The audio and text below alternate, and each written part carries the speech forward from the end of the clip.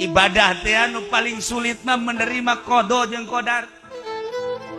Urang kaayaanana seperti kieu dedeg pangadeg urang, narima urang dah. Ya Allah ya Rabb, alhamdulillah dikodokeun jeung dikodarkeun ku Gusti seperti ieu.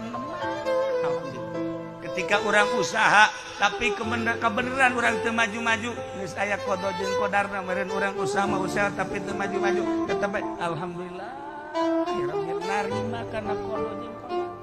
Ketika orang tani kemudian tanina maju, alhamdulillah bagus. Ketika tanina teu kaala geus aya ti qada jeung qadarna, ieu nu hese ge. Ketika orang boga pamajikan nya jore nya galak, narima qada jeung qadar, alhamdulillah. Kan hese narima qada jeung qadar. Udah sok kajoak atuh biasa mah. Nemah ya Allah ya Rabb, geus aya qada jeung qadarna meureunana lah di dunia mah moal kebeli ulah boga rencana kawin deui kecuali pamajikanna nita. Ya.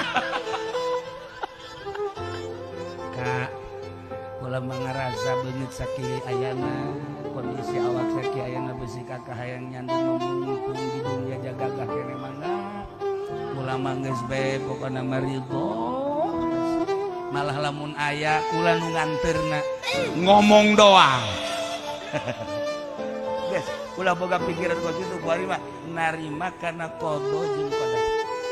Kitu kene awewe ketika boga salaki, ideuleuh salakina ieu salaki teh aku batu jore amas.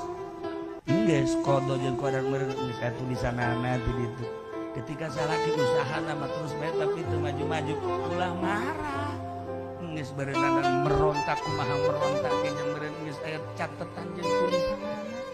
Geus lah di dunia mawalila narima kana kaayaan salaki.